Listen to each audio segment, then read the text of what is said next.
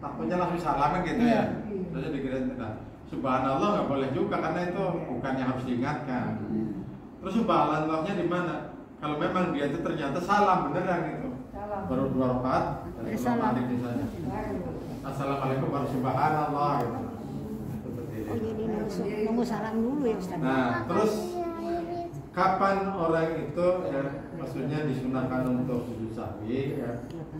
Ini kalau misalnya kita lupa rakaat pertama tahiyat, selagi dia itu belum lama, istilahnya belum sampai ke atas tumaninah itu betul-betul subhanallah berdiri, itu nggak ada keharusan untuk sahwi ya, kecuali tadi kalau ditinggal sudah, kalau misalnya dia duduk sebentar itu rakaat pertama ya, itu nggak apa-apa. Rakaat pertama dia lupa kayaknya mau tahiyat itu, tapi belum baca apa-apa udah langsung berdiri ya subhanallah.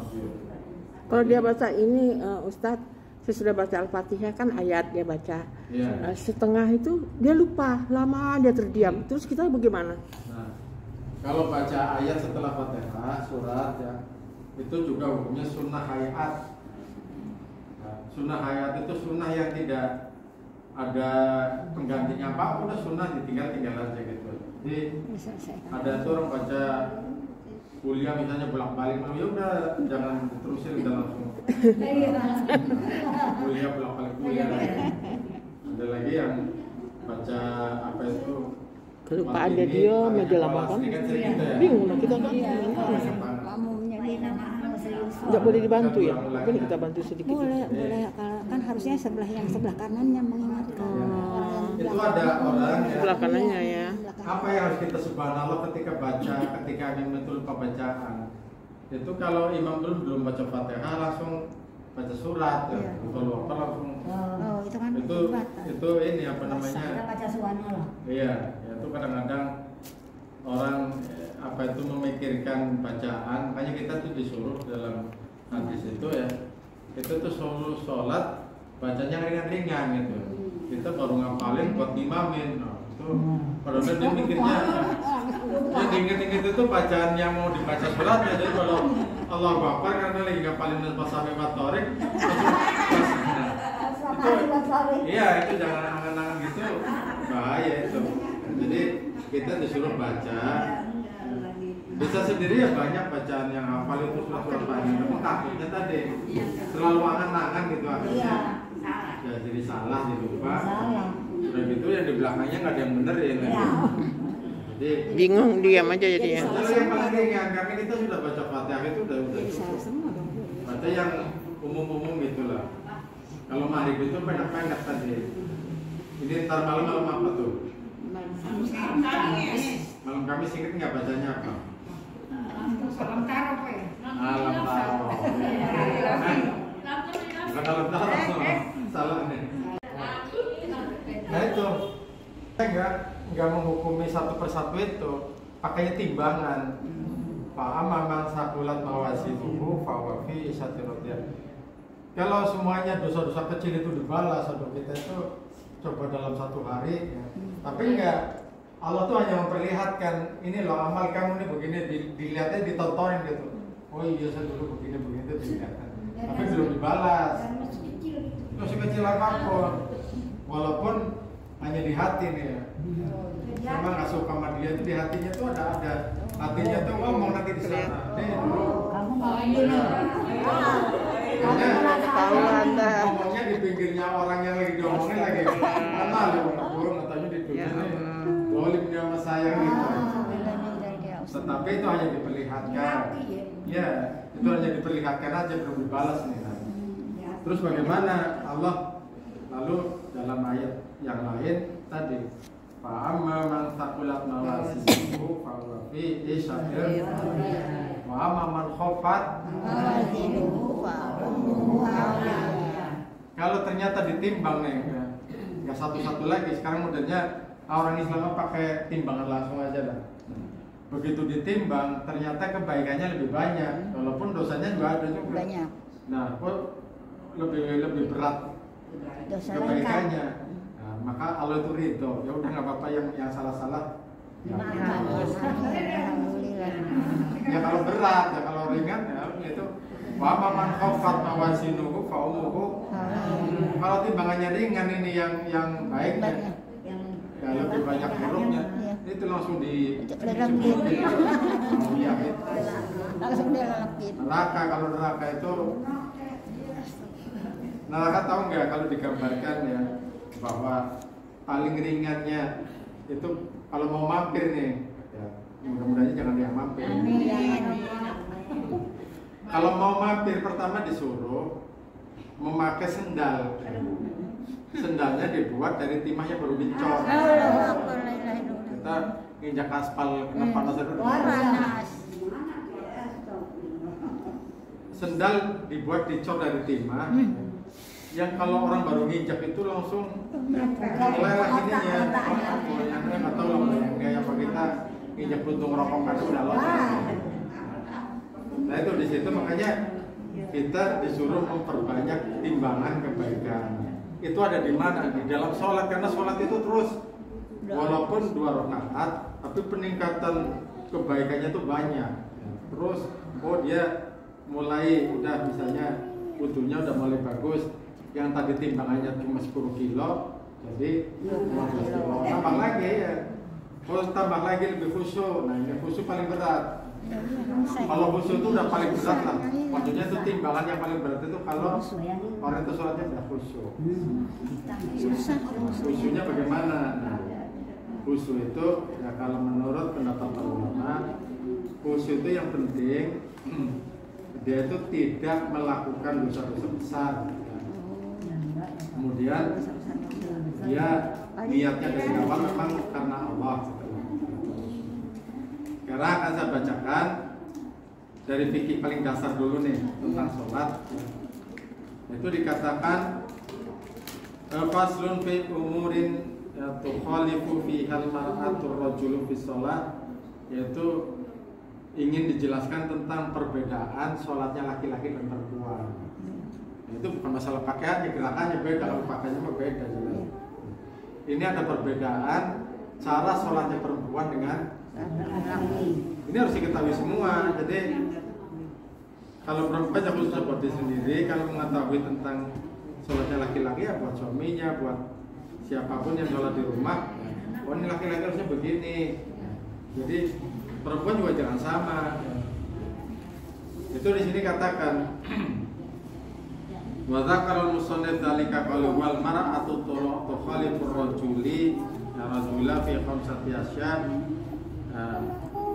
Ada 5 perbedaan ya, 5 perbedaan ini antara laki-laki dengan perempuan. Pertama nih bagi laki-laki dulu nih biar ibu juga mengingatkan ya. Pertama bagi laki-laki ya, ketika sholat ya, maka dalam rukuknya ya, maka ia merenggangkan 2 sikunya dari kedua lambungnya. Ya, kalau laki-laki inilah sujudnya ya lurus itu kaki apa tangannya nempel ke apa itu lutut. Ya. Jadi tegak. Nah kemudian menaikkan perutnya ya sedikit ini agak, kalau apa itu laki-laki, jadi kan bedanya laki-laki sama perempuan ini. Jadi kalau laki-laki itu disuruhnya begini nih, ini agak-agak cemunggat. Kalau perempuan kan boleh di ini gitu ya boleh begini nggak apa-apa. Kalau laki-laki itu tegak begini, ya yang tegak perutnya lambung apa tuh perutnya agak ngangkat gitu. Ya gitu. Jangan perutnya kecil, nggak perutnya gede. Ya pokoknya niatnya diangkat gitu. Kemudian menaikkan perutnya dari kedua pantatnya ketika ruku ya. Jadi ya ketika ruku juga kalau laki-laki agak ini apa namanya lambungnya ke atas itu. Kalau laki-laki agak berat.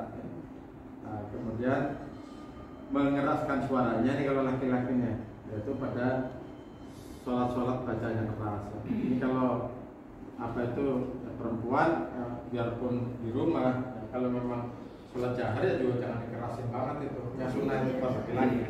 Terus perempuan cukup buat. Ustaz, tapi kalau sambil belajarin ini yang kecil gitu saya disuarain dikecil, digedein. Oh. Apa ya? Iya. Kasih tahu itu baca jamaah perempuan apa laki-laki? Ya, perempuan itu yang kecil. Ya nggak apa-apa. Ya kalau sholat di apa tuh namanya niatnya mau memberitahu gitu ya. Yang ngajarin itu nggak apa-apa.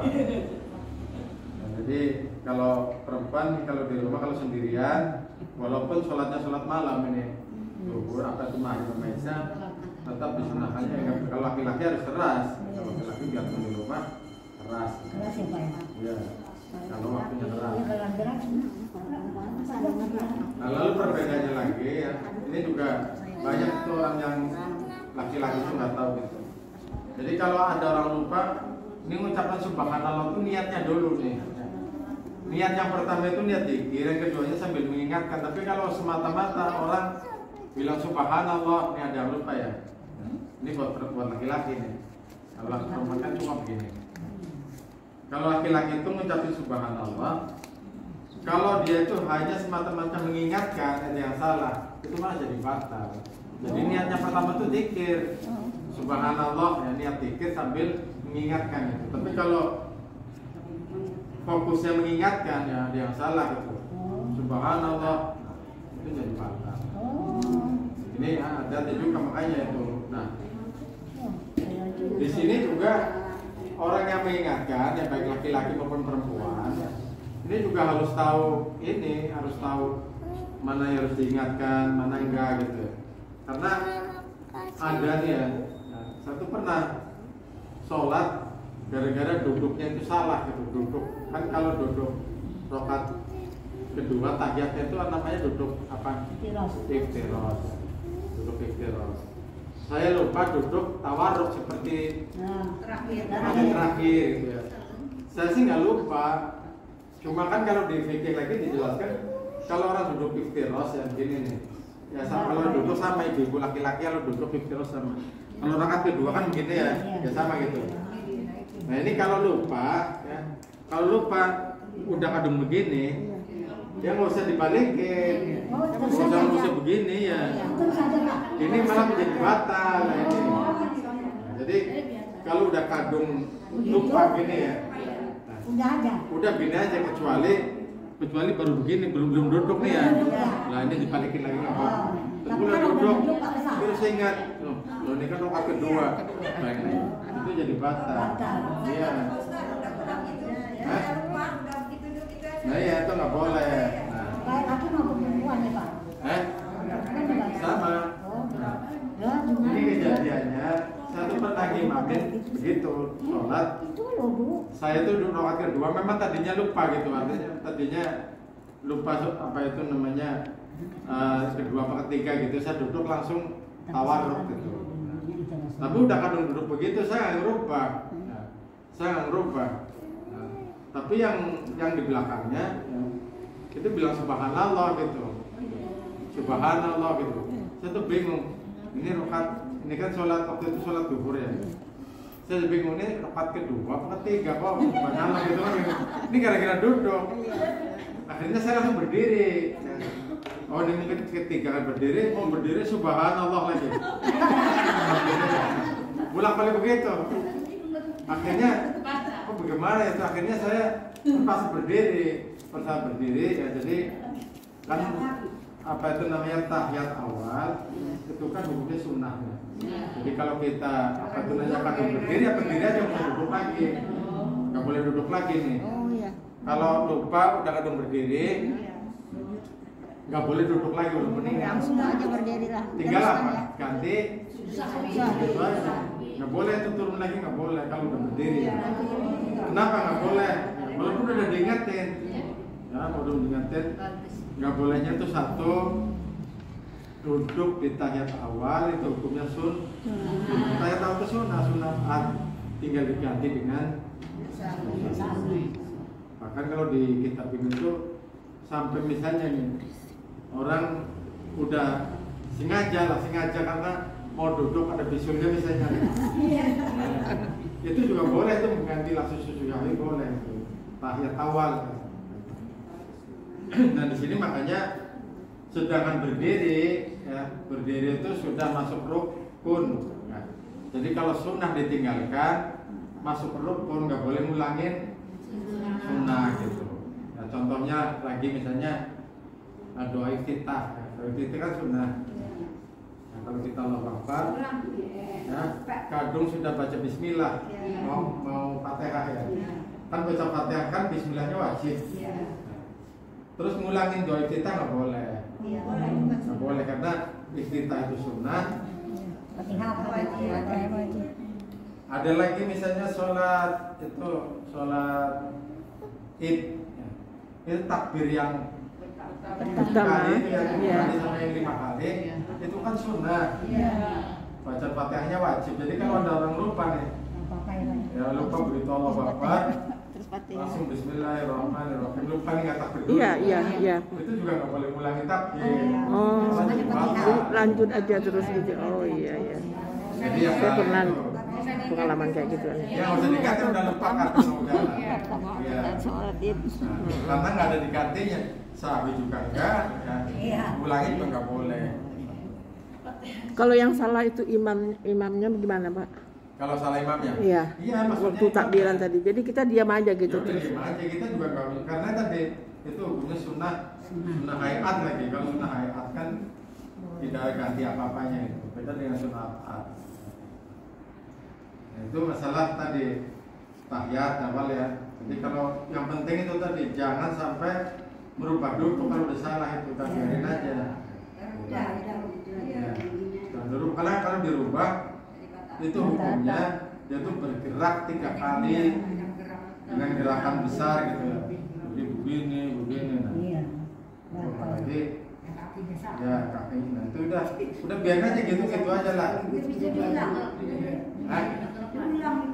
Nggak usah, duduk aja begitu. Al-Falaq dan An-Nas. Yang gampang inget-inget itu malam apa tuh yang gampang? Satu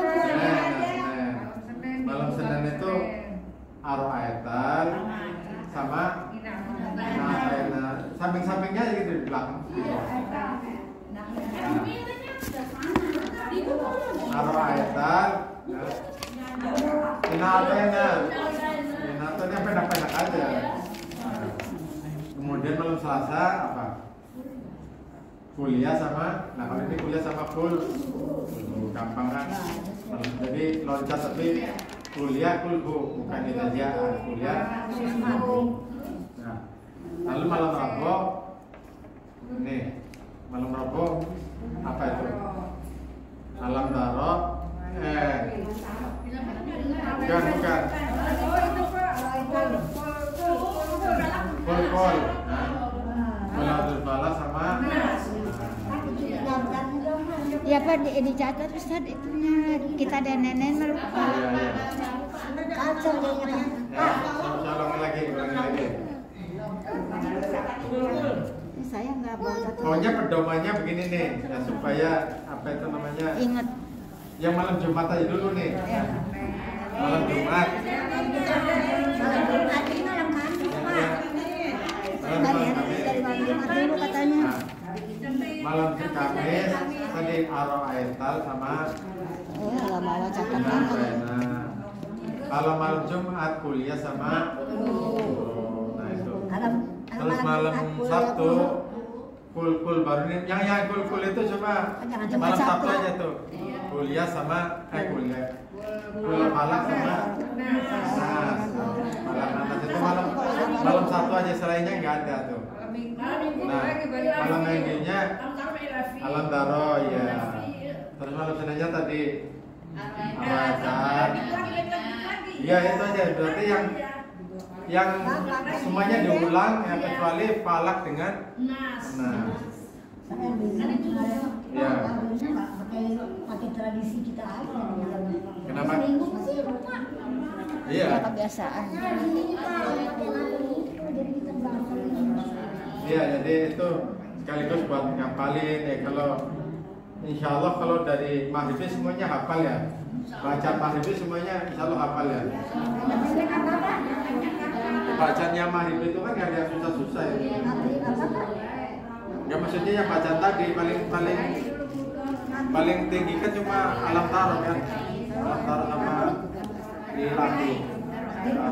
Ya.